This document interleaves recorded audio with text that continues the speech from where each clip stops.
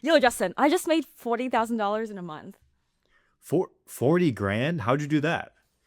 A lot of spraying and praying. TLDR is I'm hosting a conference in a month, and it's for our second Design Buddies conference. And I've been so occupied this year with other launches and this podcast and my side quests and Design Buddies and taking my content more seriously that I honestly didn't get around to planning this until 1.5 months before the actual conference date. And So this to is a be little bit of honest, your fault, right? yes, this is completely my fault. And to be honest, this podcast is us building in public, and I'm just gonna spill the real deal. I literally saw, okay, so like I hosted our first conference last year, and it was a lot of work. We ended up getting like $60,000 worth of sponsorships, but I started planning 8 months before. And I really wanted to make it big because it's my first conference. Like, I was so excited, but it was so much work. And I only made like $6,000 in profit with hundreds of hours. So I'm just like, I kind of saw the conference as like a bucket list item check. I'm going to check. I don't want to do this anymore. But then as we grew our team with Design Buddies, since I went full time last year, our team was really excited about last year's conference and really wanted to host another one for launching our new brand, Co-Create, for designers buyers. I'm okay, sure, launch. I'm like, okay, but I thought calling a conference is such a multifaceted logistical nightmare. I'm just like, I thought we could just like do a wholesome, cute little launch party. But no, they wanted a conference, like, and I thought like the longer I avoid it, it will go away. But and Oh, now I I'm mean, getting the news. so I've done, I guess you can call the first ever Asian Creator House a conference. I'm obviously in the midst of planning my wedding right now. So like a very big event. I personally hate event planning. I have planned events in the past. It seems like you don't like event planning as well, but this is a thing that a lot of or some creators move into, and there's a lot of money to be made in events as well. So talk me through a little bit. You said that you made 80 grand last year. This year's 40 grand. Um, is it bigger? Is it smaller? What's like why the price difference? Obviously just starting late, but other than that, what was there anything different between the conference? Oh, yes. Oh, as a disclaimer, I actually love hosting events, but I love hosting parties, fun events, where it's like not corporate, no keynotes, no panels, just wholesome fun. So for those listening, I actually love collaborating on events, but I don't really like anything corporate, anything like too formal. I don't Fair, like fair. I love hosting like mansion parties, like fun potlucks and cute potlucks with my friends. And those usually take like me like 10 minutes to whip up. And it's like I just had to like choose a time and a date, put a particle up, blast it. Like I love that stuff. But for conferences that basically require so much work with little returns, I'm just like I don't really get excited about it. And I think next year if I wanted to host another conference, I will probably like have my team work on it, and I'll just be the promotional person who just like hypes it up and sort of logistical person. But also like I feel like it's kind of fun in the sponsorship side because I feel like I'm like kind of testing my limits because I'm so weird with outbound. I just feel like it's so much work and I've done so much outbound. This year is definitely smaller. Last year was about $60,000 worth of sponsorships. This year has been 41,000. And it's less because I started late and I did this. I got 40,000 in 1 month, which is like pretty great because my 60,000 I made last year, I started getting them like 5 months before the actual event. And sponsors, they usually need a lot of lead time. Usually at the end of the year, like November, December, they start planning for the next year, or every quarter they start renew their budget. So it's like beginning of each fiscal year or quarter is the best way to reach out. And I've obviously missed all of that.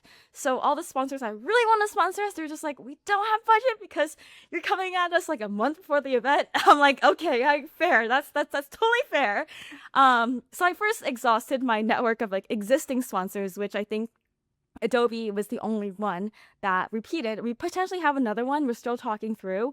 But the other sponsors we got was me posting on LinkedIn. Actually, I'm just like, hey, we're launching this conference. We have a few more spots with sponsors. Really, we have a limited spots with sponsors. Uh, but like, hey, scarcity mindset. Come get in front of the best designers and entrepreneurs. Come sponsor us. And then this year we also added more stuff, more offerings. We kept it the same price because I know the economy kind of sucks as we've seen when the activation South by Southwest.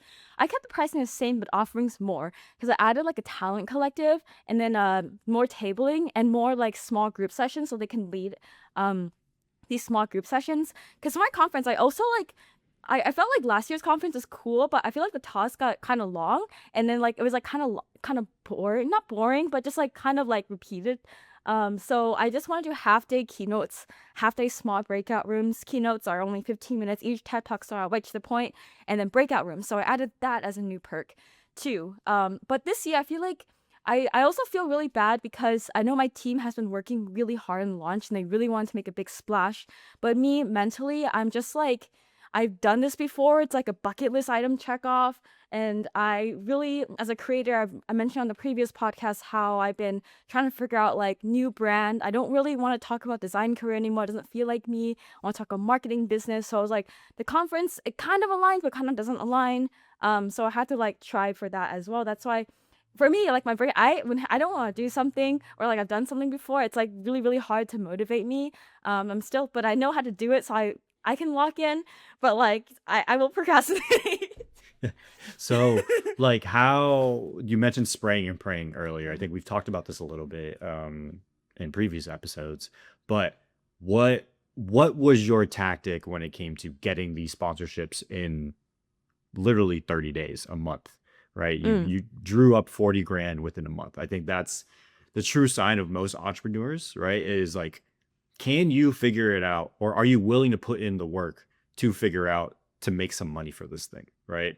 Whatever that may, mhm, whether it's an event, whether it's brand deals. I think event sponsorships are very similar to brand deal stuff, right?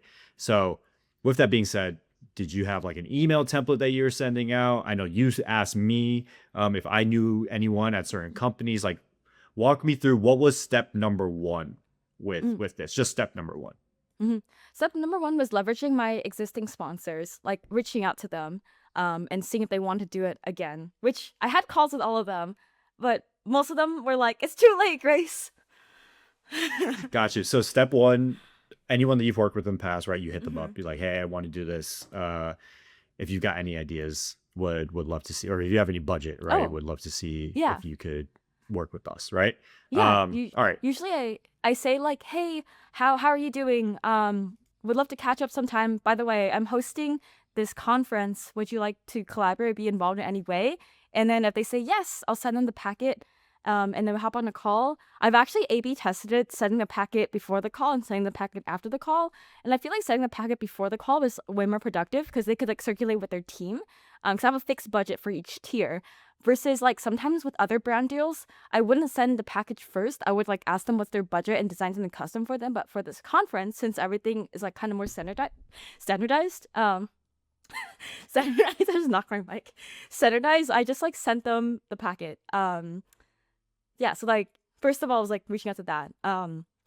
But also on the back end, I kind of live my life really randomly. I kind of say yes to a lot of things and go on many side quests and throw many parties, go to many parties, find myself in rooms that I don't on paper belong in, and that leads me to like making a lot of friends from all walks of life.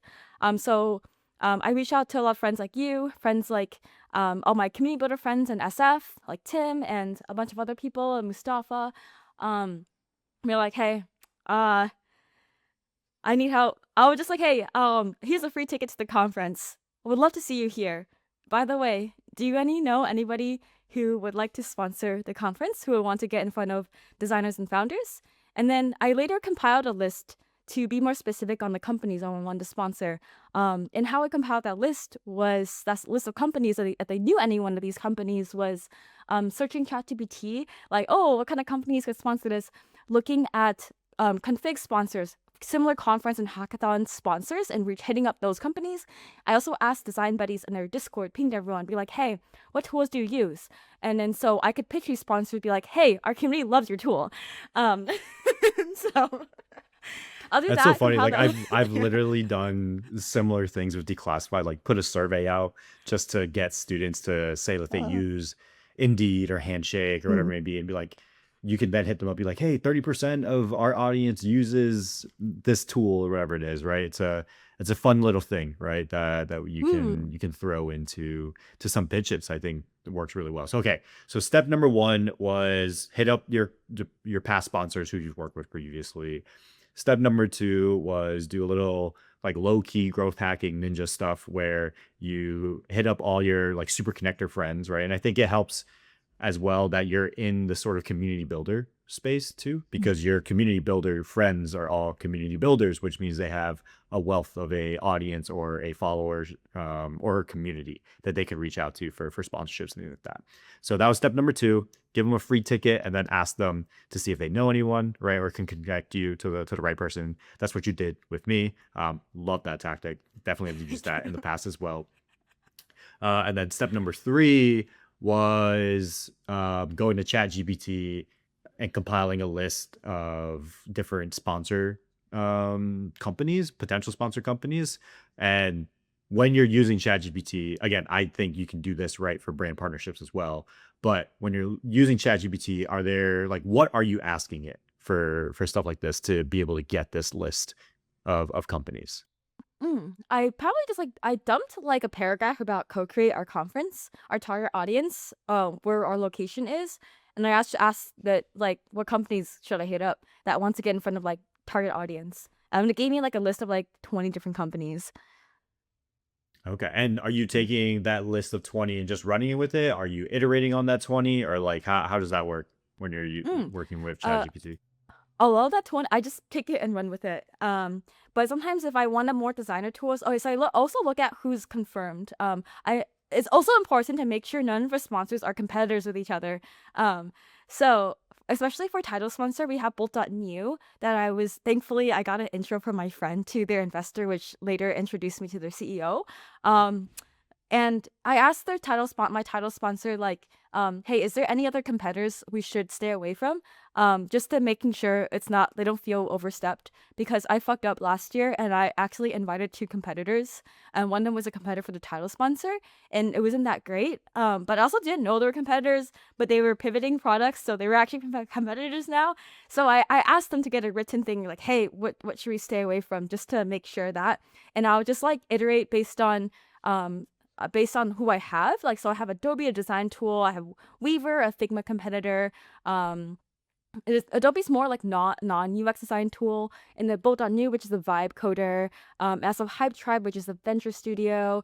Context VC and Media Mobilize, which are VCs and media people. So I'm just making sure these sponsors don't overstep each other. So it doesn't like create any like awkwardness. And then I asked ChatGPT. I also asked ChatGPT like, "Hey, we have these sponsors. This is what they do. What complementary sponsors could we also reach out to?" Okay, that's smart. And okay, you've got this list of sponsors. You're shooting this list out to people who are your friends with, these community builders, people like me. Um, Now you're starting to get some yeses, maybe you're getting some nos. I believe your next step is probably cold outreach, right? Or Yes. is there another step in between? Yeah, I start cold outreaching. So search people up on LinkedIn.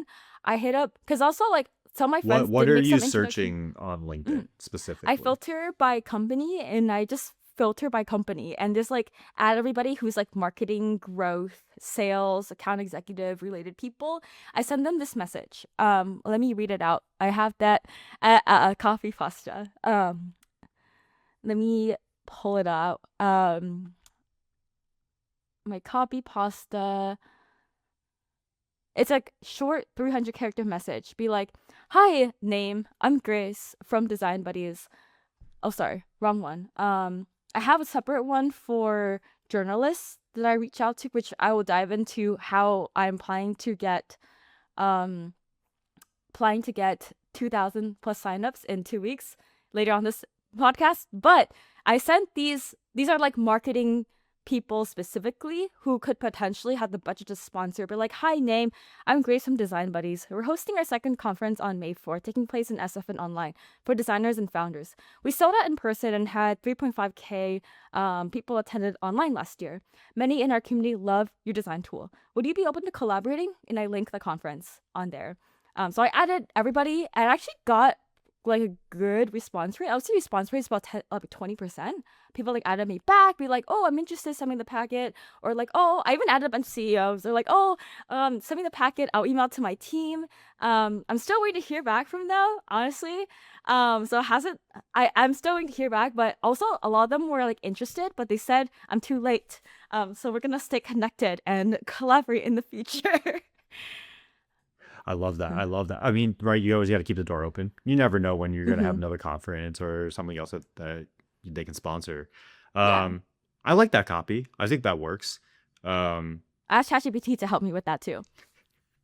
I was going to say, are there any other tools that you use besides ChatGPT? Is copy pasta, is that a AI tool No, I just like what, copy and what is paste. that? It needs copy and paste. I just can't copy pasta. Do you know? Okay, so do you know the internet in the 2010s was full of like emoji copy, like emoji messages with like a copy, like copy and paste. You No. like send it to your friend. Oh, okay. But like copy and pasta is, I learned it from that, which is basically like a copy and pasta, like something like a thing you would copy and paste to a lot of people. Okay. That, Oh, I come thought on, that I thought that was like a copywriting AI tool or something that you just threw in your messages. just copy and paste. Oh, okay. I Well, got copy pasta. I was not on the right page there. Okay, so you use ChatGPT, you use LinkedIn. You're on the free program for LinkedIn, right? Or do you have premium? I have premium. Okay, so you have premium. Okay, so you have premium, LinkedIn, you have ChatGPT. Anything else that you use when it comes to cold outreach or during this whole spray and pray sort of technique? Mostly LinkedIn. I haven't gotten a chance to get their emails yet. Maybe I could have, but I feel like LinkedIn was just so fast to add people because you can easily search their company and their title. I could go to email, but I figure LinkedIn is best because I have a pretty full LinkedIn profile and I talk about a lot about design buddies and have a lot of followers on LinkedIn. So I feel like it adds more credibility when they see me versus like an email. It adds like a face to it. So I thought it'll make them respond more. And that's actually how I got a job at EA. When I sprayed and prayed 400 people on LinkedIn. Instead of I email, I tried mean, emailing too, but LinkedIn had a higher response. low key, I've been trying LinkedIn more and more lately, and I feel like I've gotten better response rates than email. Um, Mm. which is interesting because before for me, email was better than LinkedIn, but I think a lot more people are utilizing LinkedIn nowadays, especially with like content and things like that, that they're on it more. And but they did. I know that LinkedIn did nerf the what's it called the personalized invite hack that used to be because you used to be able to send unlimited Yes. amount of those as a free account, but you can't do that anymore. I think they limit you to like 10 a month or something like that. Yeah, something So crazy like that. And you can't. Oh, yeah, I think, yeah, it's like probably like 10 a month or 5 a month. That's why I got premium, so I can send more personalized invites. yeah, so it's that, and then a little hack here too for those who are listening. If you have any friends that work at LinkedIn, they usually get like 6 or 12 passes a year, basically, that they can hand out to friends for free LinkedIn Premium. So like I use that. I have a friend that works at LinkedIn that usually hooks me up. But if you do have someone or you do know of someone at LinkedIn, I believe any employee gets the free premium pass for it. So that's another hack of how to get LinkedIn Premium for free because I know it is pretty expensive. Things like 20 or $30 a month for the lowest tier. It's $70 a month. And now. For regular premium, LinkedIn not Premium. like, I or are think you so. talking I about don't know. I sales have that nav? one. I have no idea. I think mine's is the lowest tier. Sales now? I can't remember straight, but I just got the regular one. Dang, 70 is a lot. That's crazy. But shout out to LinkedIn employees. That's how I'm running on LinkedIn Premium right now. I'm paying for it, but maybe I should reach out to my LinkedIn employee friends. Might as well to see if they have it. You know what I mean? Saves you what is that? Almost a grand a year. Oh, oh my God, I've been paying grand to LinkedIn. Okay. It's like now you're gonna I go had it LinkedIn for search everyone that works at LinkedIn like, that follows you. hey, Like, hey, do you have a yeah. free code? You have free code. Yeah. Oh um, my God, I should reach out to people. okay, so that spray and pray technique that worked pretty much. Now, what happens when they say yes that they want to collaborate? Are do people have to jump on a call with you, or are you like literally just taking the check right then and there? I try to jump on a call with them, like at least a 15-minute call, just so I can meet them, put a face, so I feel like I have more of their emotional buy-in. And during the call, I like to ask them. I send out my calendar. I try to call as soon as possible because I know I have a month. And I'm also sharing this podcast. Like this is 10 days before the actual conference. So there's some more sponsors I'm having a call with. I can also share more later. Um, I try to hop on a quick call with them to understand like what are their goals, what they're working on, who's their target audience, what they're most excited about. And then I share a screen of the package, which I can share a screen right now, and emphasize the parts of the package that would be most exciting to them. And I find that the most effective way is to like really take time to listen to their goals and tailor something for them so they feel like they're heard, they feel like their investment is good. Yeah, I think that's one of the biggest issues that creators run into, right? Is they're not used to pitching themselves when it comes to this stuff, especially not in person. And I always say, like, you want to get your reps in. So, what that means is same thing with interviews, right? Like, you want to hit the low hanging fruit first, where if you do mess up, then it doesn't necessarily matter as much. Like, yes, it does suck that you don't get that deal, but at least you messed up with Joe Schmo, Family Shop, whatever it may be, and you don't mess up with Adobe, right? Because Hmm. the Adobe ones, the Figmas, the bigger companies, etc., you're going to want to make sure that you can ace those sales pitches. Because if you sign them, again, we've worked with Adobe numerous times over the years, right? Because they're just great people to work with. It's a great team over there. But also, once you get into a big company, they don't like changing their suppliers because it's a whole, Hmm. or their vendors, what they call, because it's a whole big process. So once you're in, you're typically in, which is a great thing. Um, with that being said, any other hacks or secrets that you came across or you want to talk about when it comes to sprinting to selling sponsorships or anything for an event? Having a deck helps. I can share our deck. I usually don't send it in public, but I can share it for this podcast. It's Yeah, only if you for, want to. yeah, happy to. So let me share my screen. This is like the selling point. See, So this is why you need to share this podcast to all your friends because the only way they're going to yeah, see it is if they're they gonna check see. out the Yeah, pod I on will never Spotify post or this YouTube. on LinkedIn. Yeah, I'll never post this on LinkedIn. This is only for sponsored eyes only, and your eyes, since you're tuning in our lovely YouTube channel. So this is a beautiful banner about our conference. I have some of our title sponsors and then other sponsors that I need to update the logos of. So quick about the conference, TLDR. I try to make it very skimmable, very cute, very cutesy, playful, aligned to our brand. Like people want to know like how many attendees, what is the day like, who's the audience. This is like very key. Um, since our um since our audience is also online, it's live streamed to the entire audience, and then sponsors really want to know where your audience is at. And a lot of times, sponsors it's a higher, or it's like a higher CPM for US, like North America based people. So if your audience is mostly North America, Canada based, definitely emphasize that to your sponsors. They got really excited about that, because these people have more buying power versus if you have a big India audience. I'm not trying to sound like I'm against something, but like I've noticed when I talk to a lot of sponsors, we do have like a significant amount of people in India, but it's probably like less than 10%. A lot of sponsors kind of get less excited, but if you have like North America, European audience, they seem, because they have higher buying power for their tools, they seem to like that more. They care about like their profession and their location the most.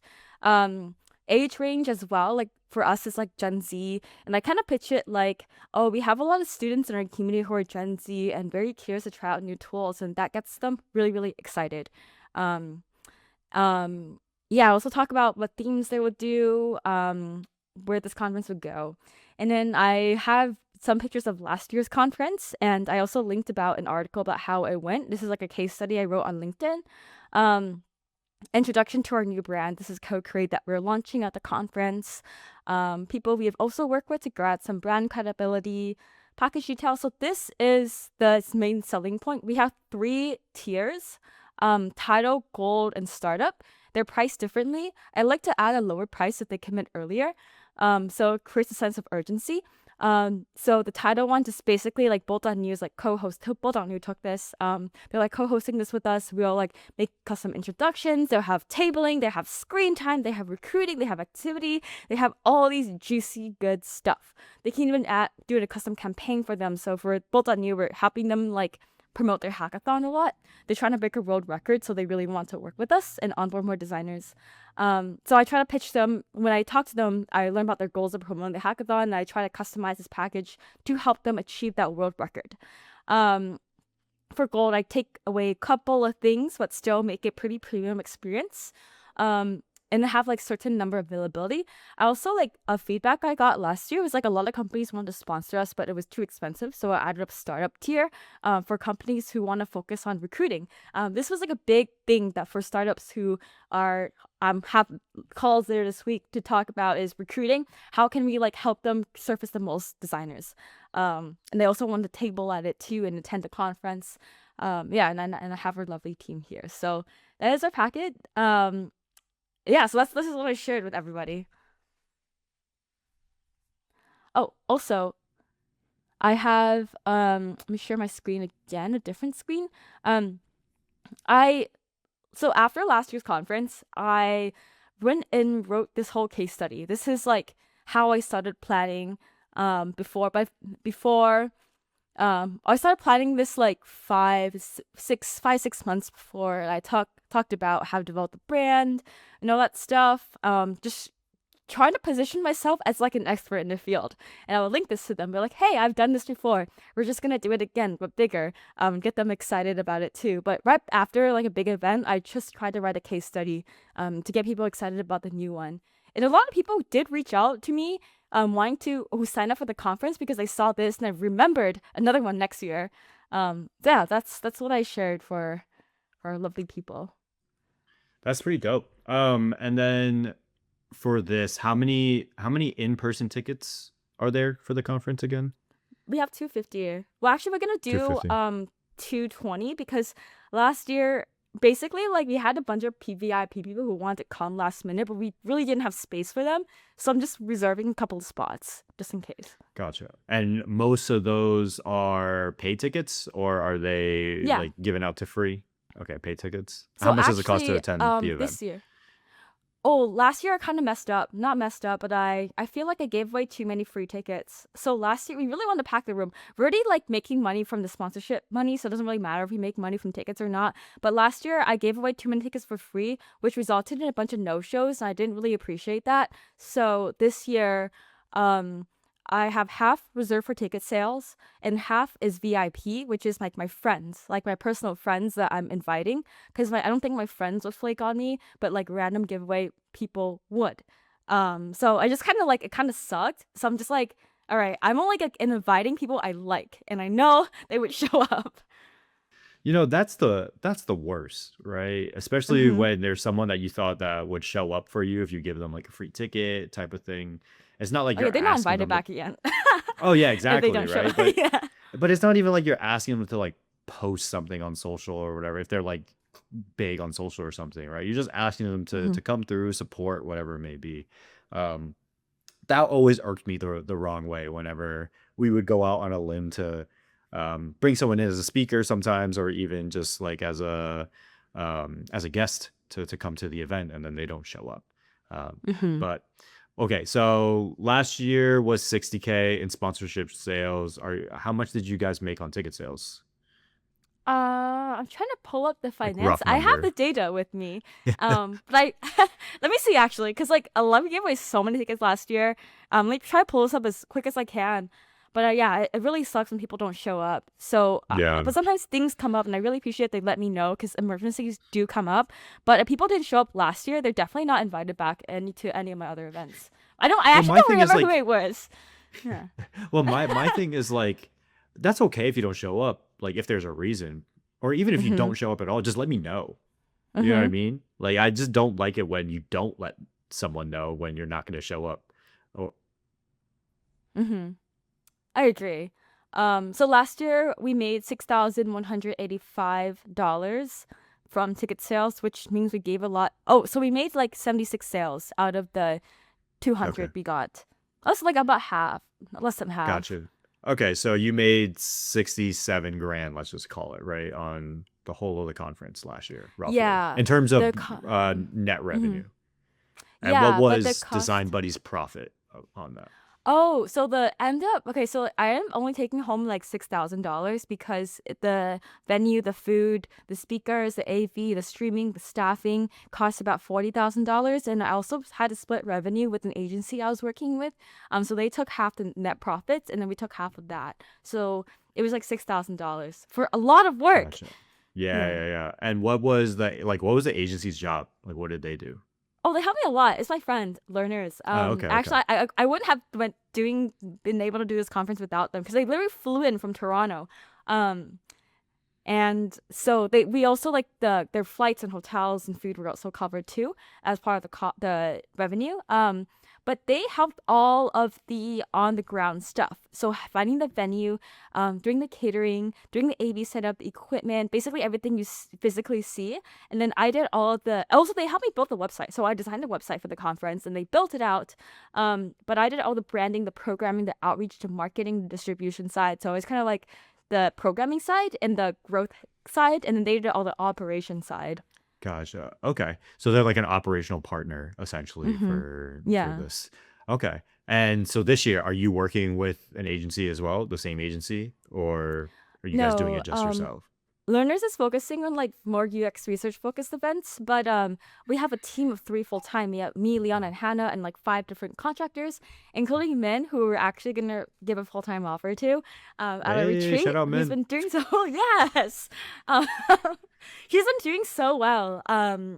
And she's so detail oriented and great. But I have Monvi as well, who's building our website. A bunch of speakers and a bunch of like help, Shawnry and a bunch of other helpers on our side. So our team is doing this, but it means a little bit more work on my end. Like I had to find the venue, I had to figure out the catering, which I ended up finding a venue for free. So that's why I'm not too desperate because I know our costs are much lower than they were last year because we don't have to pay staffing. Um, we found like a videographer that can do it for like relatively like much lower cost. I think last year was like 5K. This year's like 1 to 2K for like the whole day and including our retreat too. Venue's free. Venue costs like 15,000 last year, 13,000, I can't remember. But this year for free because of all the random side quests I go on. So I feel like going on side quests is like I just meet random people from all walks of life and just being open to different connections and conversations. I met this Tim, who's a VC at Context VC. He's a partner there, and he offered me a free venue. If I also add them as like a co-host too. I'm like, sure. That's like $15,000 saved. And it's like right in downtown San Francisco, right next to the Powell Street BART station, really convenient for public transport. So it's easy, accessible for get to. Because last year our venue was like in Fort Mason, which was like a bit difficult to get to. This year is like the better. I feel like the location optimal. I also chose a Sunday, because like I felt like people don't have to take time off work, don't have to save the PTO for that. So I think that was a good decision too. Awesome. Okay. And then this year, profit wise, what are you guys kind of looking at? Obviously, the event is in 10 days, but like Yeah. what are you looking at potentially for this year? Because obviously lower revenue. Yeah. Yeah, I'll say actually a lot of our expenses are spent on merch this year. Last year we just gave away bunny ears for stickers for everyone, which was like less than $1,000 or less than $500. I had to look at the numbers, but at least $5,000 is spent on merch. But we're still really making good money. For some, our speakers we really want to have and they really want to come. We are covering like a higher stipend to cover some of the traveling costs, so they can. We have some flying in from like one of them is digital nomad, and one of them is from flying in from New York, for a Oh wow. conference. So we're covering more of that. Um, So yeah, so that plus the I for food for catering, shout out to Jerry, but he introduced me to Panda Express because with Hey, that, we because love catering was Panda. like We love Panda. catering was $10,000 or $20,000 last year for the coffee truck, and I'm just like, Look, I can just like order I've pizza for gone five through the hundred dollars. caterers. I know. I've gone through the caterers like Yeah, for wedding stuff too. It is and ridiculous what some of these places yeah, and charge. usually people don't care about the food. At least maybe I'm just not a foodie, but I don't remember anything about the food at the conference. Well, So, I care uh, about food. The issue oh, is a lot of these companies charge you a ton of money for mid food. So it mhm, ends up being unforgettable or like or not unforgettable. It's forgettable food. mhm, Um, versus like something like Panda, I think is something unique that most events don't have, but it is something that a lot of people love and enjoy because right, you're getting orange chicken or whatever it may be that they're giving you guys if you guys are mhm, working with them this year. Like it's memorable because A, most of the people in the audience probably have eaten Panda before, but also B, at most conferences, Panda Express isn't what is catered, right? It's mhm, usually some dry chicken, right, or something else that's really lame. So I think it stands out in a good way a lot of times. Like whenever we've had Panda catered, people love it because it's like, oh, this is something that I would originally be eating anyway, not some exotic thing that you're trying to make look cool but ends up mm. tasting gross. Yeah, I agree. Honestly, I got that. I feel like because of your introduction to Jerry for me and how Jerry has been following me on social media, I got to hang out with him and see his creator house at South by Southwest and also attend a bunch of his events. If you're sponsored by Panda, I got the free food. I feel like something I kind of not talk about in public before was like I kind of struggle with like a bit of imposter syndrome because like I feel like what success is defined is like locking in front of a computer and like creating a lot of shareholder value by like building product and like coding and whatever. And I kind of like got that vibe from my team low key. And like I was kind of felt like a little bit like imposter syndrome about that. But then I realized all the random side quests that don't involve me on my computer, like going to South by Southwest, going to these random parties and meeting these people, help connected me with so many like opportunities and sponsors that help save us like tens and thousands of dollars and earned tens and thousands of dollars for our team instead of locking in because like I don't know, I feel like really founder culture is like you gotta lock in, but I cannot lock in. It's such a sad life for me. Like I just like cannot be on my computer all day. I'm just like so sad, and I thought I'll never be successful as a founder. But I don't know. I just like kind of realized like, hey, all these pieces are coming together from all my random side quests. I just did it for fun. So I don't know. It's just like something I learned about myself. See, but I think it's Mhm. also a every founder's different, right? Every creator's Mhm. different, right? But I would also say it's ebbs and flows, right? Because there will be times where you have more time to be in front of a laptop or computer to design more or lock in, whatever it may be, versus there are more free times where you have time to go to conferences like South by and do these side quests and things of that nature. Just like from a creator lens too, right? Like I know a lot of creators who they do literally everything, right? They do the scripting, they do the editing, they do every single thing. They're the cameraman, the talent, whatever it may be, right? And then there's people who are the complete opposite, where they have a producer, they have a script writer, they have a researcher, and then all that creator is the talent in the video, right? So I think there's Mm. different ways to always succeed, especially in things like this. Mm. Even you look at the way that you've run your event, right? Like the first year you had an agency that handled most of the ops, and you probably learned a decent amount from them, so that this year you're able to guide your team to Mm. do everything, as well as from your side quests you're able to get some free and sponsored stuff or in-kind sponsored stuff as well. So I think it's all ebbs and flows at the end of the day. I know I've used that term a ton when it comes to whether it's content creation, in this case events that people are hosting, but it's really interesting to see how all of this came from content though, right? Like to bring it all back to how creators make money, we don't get here, or you don't get here, if you don't start creating that career design focused content on LinkedIn, right? And so that Mhm.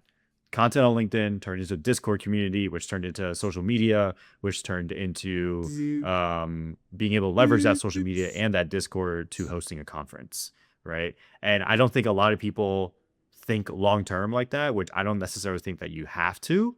But even if you're a beginning creator and you're like, I could never host a conference like this, you never know where you're going to be. And you don't have to necessarily be that big of a creator to host a large conference either. Like I think Jerry and I did Asian Creator House the first time at Meta's office, and I think about 100 people showed up between like the whole day.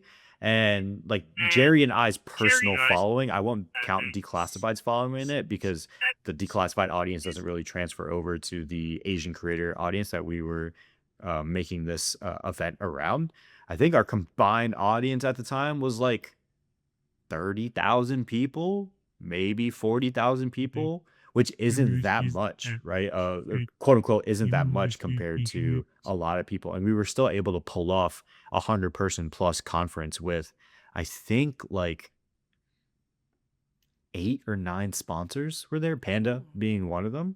But we had a good amount of sponsors, and it was really dope, and it turned out to be a great thing. And events business, it's not for me.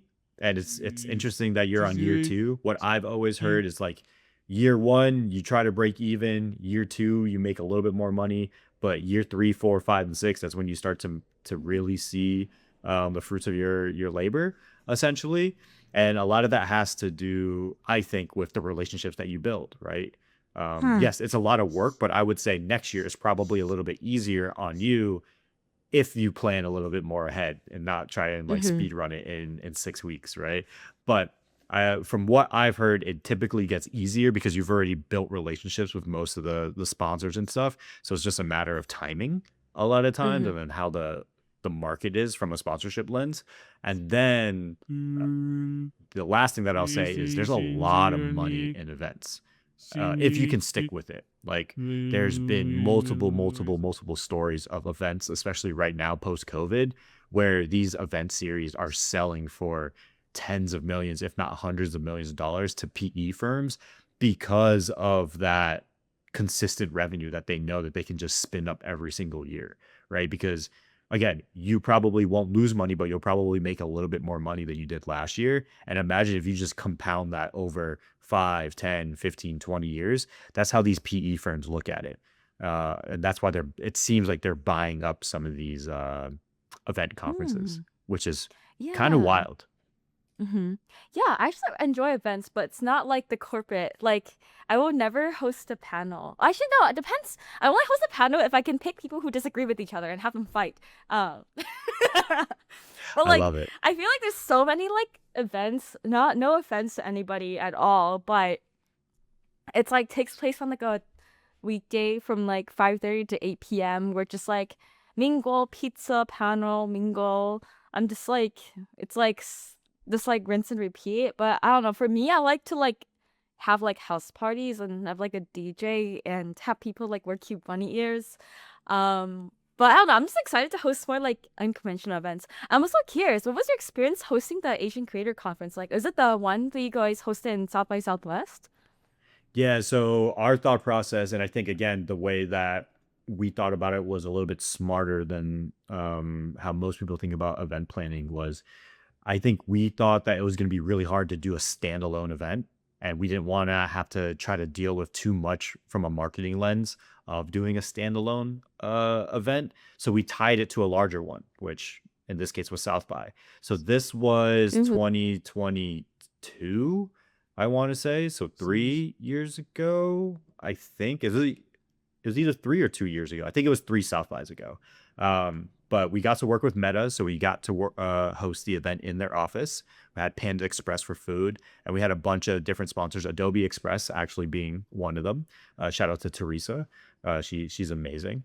And Mm-hmm. um, I think the event overall was great. I think the event has a lot of legs. I think just for me and Jerry and timing wise, it wasn't something that we wanted to keep like pushing forward in terms of hosting a large event. I know Jerry's continuing the series with Asian Creator House with like what he did in Austin this past South by. I think he changed it to Austin Creator House instead of Asian Mm-hmm. Creator House, which was I thought was pretty unique. But he's utilizing very similar sponsors, right? Because if you're in the creator economy, Mm-hmm. whether you're trying to get in front of Asians or just the broader creator lens, like you want to get in front of creators. So the branding works either way. And I think Jerry's figuring out the same way too. First year, kind of broke even. Second year, made a little bit of money. And then I think he's looking at the future years of figuring out, oh, is this something that can actually generate like Mm. meaningful revenue? Because he already has a lot of the relationships. Like for instance, like the house that we've rented out. We've rented that I think 2 or 3 years now, and so he knows the owners of the house. And so does that mean he can get a deal on it? Obviously, Mm. the panda relationship and all these other things like that. I think there's a really unique thing in the event space if you can stay in it long enough. The issue is I think a lot of people quit after year two and three, and year four, five, six, 10 is when it really starts to go crazy. I mean, even look at VidCon. I think they sold for, but I think they probably sold after year 5 or 6. Um, Oh. Hmm. let me see how much did they sell for. I think they sold to Paramount. Um, Hmm. yeah, so they don't say how much it sold, but in 2018 they sold to Paramount, and then 2024 Paramount sold it to another company. So it seems like they're getting passed around right now. But I would Hmm. assume that they sold for Interesting. tens of millions, if Mm-hmm. not more. Hmm. Yeah. I think I should keep going with this. It's like not too bad. I realize I can. Okay, so like my brain is like, I don't like this to take too much time because I have so many things I want to do in life, and I only admit that on the podcast. Um, it's like I just, I Grace like is like Grace is like telling all her secrets on the podcast, and then this is the one episode that explodes to that everyone sees. Imagine. I No, mean, but like like I'm all what about authenticity. I agree, I agree. I think that's the beauty of this pod, right? But I think for what I would say, my advice to you, and this is what we did our first year, which was it made things so much easier. We hired an event planner. Shout out to Christine. So Mm. we had the budget to hire an event planner for that event, and that just takes off so much stress. The same way that you hired an agency, right? But like if you can hire it for not necessarily a rev share, but like actual just cash that you have, which I think you might have the ability to do that now. Um, Mm-hmm. it makes things so much easier, and then you probably have the ability to hire a salesperson too, right? So Hmm. now you're only having to deal with more of the creative and programming Yes. mainly, which I would say is the easier part, right? Like it's Mm-hmm. easy, in my opinion, to get people to say yes to come and speak at a conference. It's fun to think about the creative side of like the design and how the feel and the culture of the event, which I think those are your strong points, right? Mm-hmm. And that's like the next level is okay, Grace doesn't have to deal with ops, Grace doesn't have to deal with sales. Now, what does the conference look like if Grace is all in on the creative side? I think that looks pretty Mm. dope. And you can probably throw a Yeah. bunch of bunny parties Mm-hmm. as you want, essentially, from if you can Yeah. just handle that. Yeah, that's my goal actually. I want to offer everything I don't want to do. But also like I low key feel like it's kind of fun negotiating with sponsors because like I feel like I'm also getting the reps in. It's like really good practice for me right now. So maybe next year, next year, we have all the ops, all the logistical side um handled, and I just had to focus on I love B2B sales. It sounds really nerdy to say, but like it's technically like B2B sales. I'm just a LinkedIn pro. But it's kind of fun. It's like an art. It's like how we can like raise them up and like give you money. It's like wow, I can just like talk and have like a 30-minute meeting and like make $20,000. It's crazy. It's like I'm just like I don't know. I I can think keep all it's of it. for me at least, it's like the instant gratification. It's the one of the few things in business where you get instant gratification for something that you've worked a long time for, right? Yeah.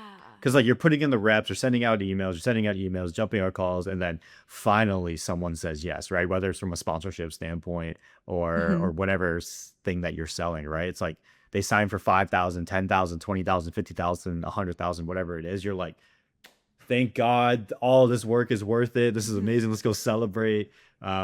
It's a feeling that I think everyone should experience at least Hmm. once in their life, but it does get addicting, and whether that's Oh, a I'm good thing or addicted. not, I don't know, right? But Hmm. it's sales at the end of the day, and Hmm. there's nothing better in my opinion, when it comes to business, than someone saying, okay, send over the check or send over the contract or contract signed. Here it is. Mm. The worst part is when it says pay net 30 or net 45 or net 90. And I'm like, I hate that portion because it's like you get the high of them signing, but you don't get the high of it hitting the bank Mm. account until like 30 days after, 45 days after, or whatever it is.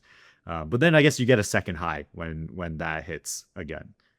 Yeah, it's very addicting. It's cool. I'm also curious, like, how's like for the conference you guys hosted at South by Southwest, what happened? Like, what were you selling to these sponsors, and what got them to want to sponsor you guys? Because you got like 8 to 9 sponsors, a lot. Yeah, so some of it was content. Some of it was obviously just like title sponsorship, clout oriented stuff. I think it also helped that we were hosting it at Meta, so it was like a cool place to be able to put your name on. But again, we tied it with South by Southwest, so that gave us a little bit more reputation as well of like, hey, we could get random people to show up to this thing as well because people are just walking along the street, right? And they can come up to the event, very similar to what you've experienced at South by. So I think that those were big draws there.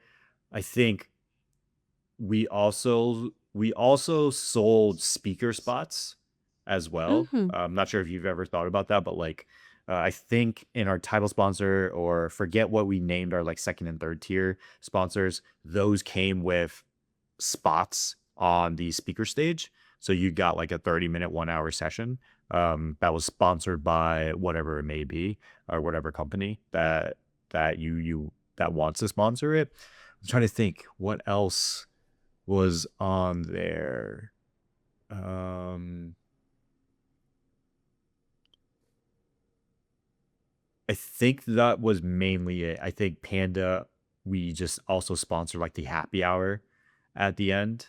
Um, so that was easy as well. But those were, I would say, the main selling points, I think, Mm.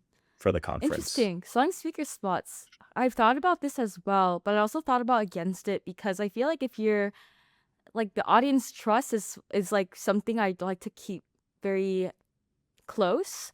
Like I feel like I'm just afraid it might turn into like a 30-minute sales pitch if I sell it to a sponsor slot. So that's How did you what moderate that's that? what yeah, so we were like, we want, like, we'll give you the slot, but it cannot be a sales pitch. Like, you can pitch yourself Mm-hmm. at the end, but it cannot be a 30-second sales pitch. So Mm-hmm. like for instance, I believe TDW, which is a agency that focuses for like towards like Asian, like marketing agency for Asians, with a focus towards Asians. um they didn't pitch really at all. What they did was they highlighted two producers of a movie that they were marketing to the audience. So they were talking about the movie that they produced, and because they were talking about the movie that they produced, it was kind of basically just amazing marketing for the film as well as the agency, right? So we Mm. were like, hey, we're not gonna say that you have 100% creative freedom in terms of what you want to talk about. You have probably 90% of creative freedom. We just want to make sure that it's not a sales pitch. And Mm. I think that's the issue. But also, I would say is as the conferences get bigger, there's typically more sales pitches. So any large conference that I've gone to, that's like, let's just call it over 5,000 people that are attending, most of those sessions are just sales pitches. Mm-hmm. And I also Mm. think the reason for that, though, is as conferences get bigger, conferences need more content.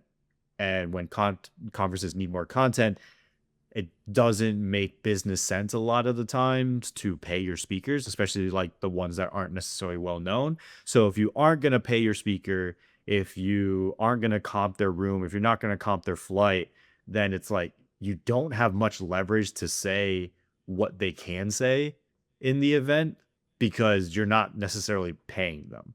And so like Mm. conferences like South by and stuff like that, like there's a guy that I knew, he was running the gambit. I saw him at VidCon, at PodFest, at all of these different conferences around like creators, just selling his book basically about how to sell books. And I was like, I totally understand what this guy is doing right now. It makes 100%, and I get it. And people were locked into this guy's talk. I mean, granted, he was a great speaker, and I respect that because there's a lot of, I think, salespeople who are bad speakers and they're just like selling, selling, selling. He was actually pretty good and like providing pretty solid like evidence and stuff like that to back his claims. But I think just as conferences get bigger, your sphere of influence on the speakers kind of dwindles down because at the end of the day you Mm. need those speakers to be there for content, unfortunately. Makes sense. Makes sense. Yeah. Yeah. Maybe I could consider that as just grow bigger. But if I want to do a bigger conference, I will hire an event planner. Like you And always start have early. there's always give and take, right? Like if you Mhm. guys grew to the size of a Canva Create, right, conference, which I Mhm. think you guys could in a few Mhm. years if you really, really wanted to, Mhm. you probably have to sacrifice where some of those things are sales pitches, which Yeah. again, even if you think of all the big speakers at these events, it's pretty much just one big sales pitch, Mhm. even when the event is paying that person, right? Like let's just say at last South by, I don't know what was the big movie, but let's just say there's a big movie going on, and then they're inviting the speaker or probably paying that speaker to host a fireside chat. What do you think that person's talking about the whole time? The movie that they just produced, Mhm. right? So, Mhm. and I think it's bound to happen, especially when you start to get to really, really big events. But I think from a event standpoint, it's one of the only ways that you can make money sustainably in the event spaces if you want it at scale. Yeah. Yeah. So your Asian creator house at Meadow, it was like a whole day conference with like speaking sessions, like mixed with panels and activities throughout the day and like a after party with Panda hmm Express in the evening.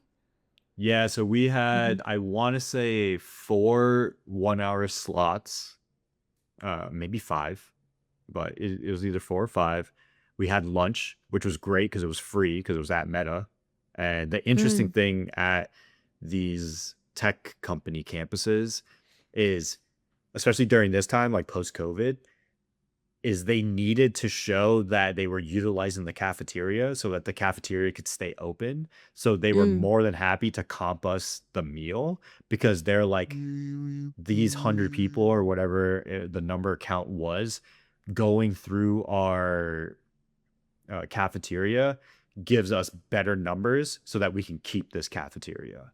And I was like, oh, that's Mm. so interesting. Like you're kind of like boosting your numbers essentially so that we talked about it earlier, right? Boosting or last episode, Uh-huh. boosting numbers to keep your job. That's what these catering people were doing at Meta, right?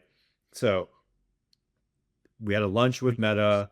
There wasn't any like activity. Don't get me wrong. The Oh. Asian Creative House was a very much more like corporate event, which I think fit our audience that we were targeting. And then we had a like happy hour snack dinner type of thing with Panda Express at the end for like the last hour or so.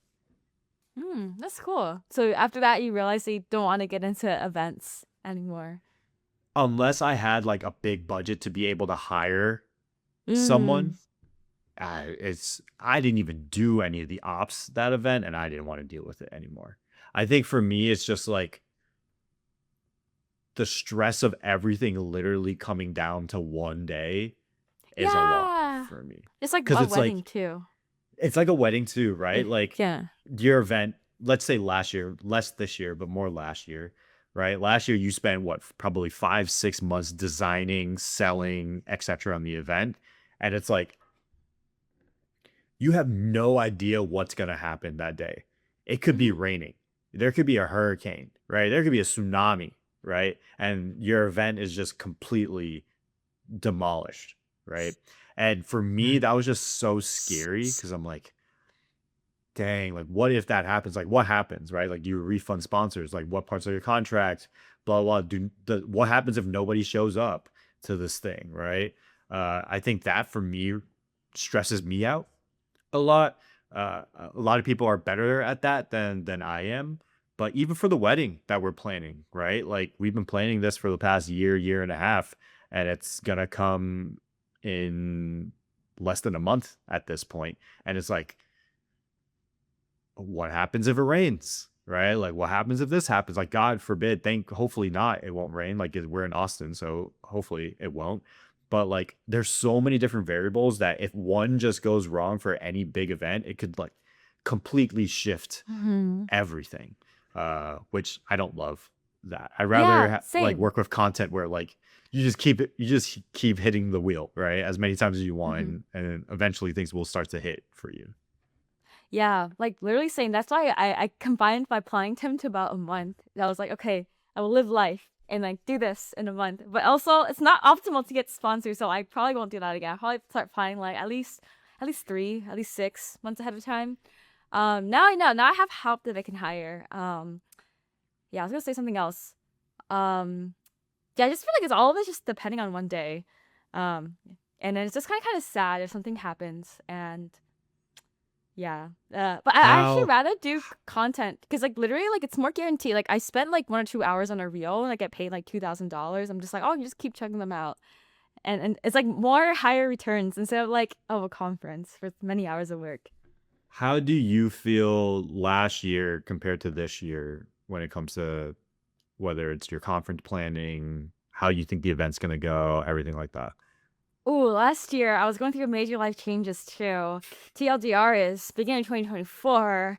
I just felt bored. Like I was just like I'm just living at home with my parents, working in tech, living a very demure life. I feel like I wasn't challenging myself enough. So I made it like my year to just do random shit that makes me uncomfortable while hosting a conference too. So I also balanced a lot of stuff. Like I moved my parents out to SF. I flew around the world to speak at conferences. I threw a shit ton of parties. I started a hacker house.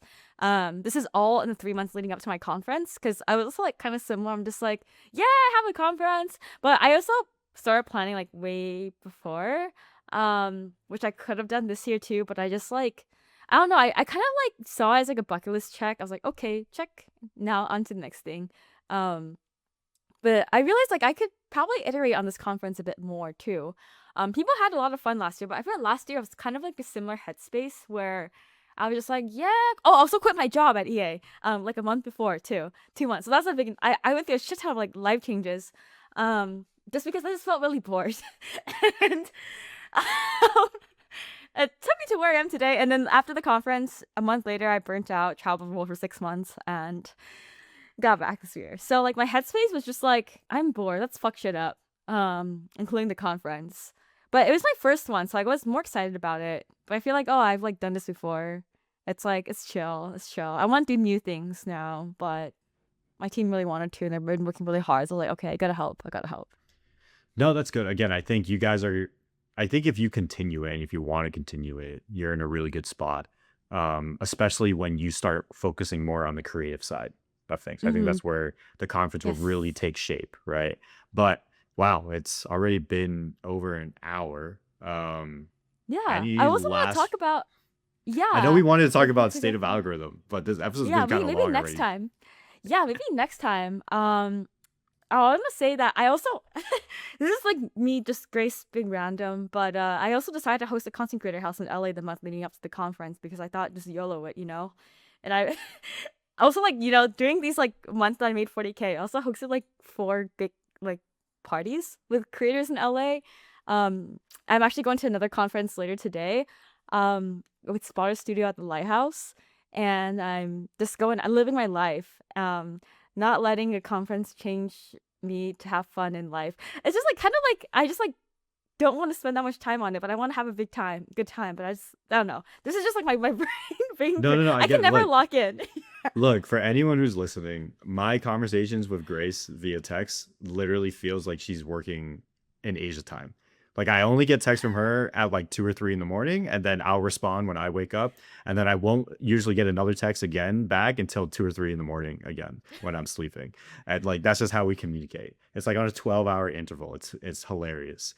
Um, But I think this was a great episode. I think we dove into a lot about how creators can make money with conferences if they ever want to host one. Hmm. And then next episode, we definitely need to dive into the state of the algorithm for LinkedIn, Yeah. that report that came out that we both dove into. It's pretty dense though. It's Hmm. like 50 plus pages, I think. Yeah, but there's some key takeaways that we can just like summarize on the podcast too. But I can't wait for this conference to be over. I really want to focus on this podcast more and more like business and marketing content. I just like cannot wait for May 4th. Actually, May 10th to be done because I have config and a bunch of others. I cannot wait to like focus on other things. Same. Yeah. Same. I'm in the same headspace. Well, appreciate you guys for listening, and we'll Yeah, catch you guys appreciate next it. time. Peace. You as well. Peace.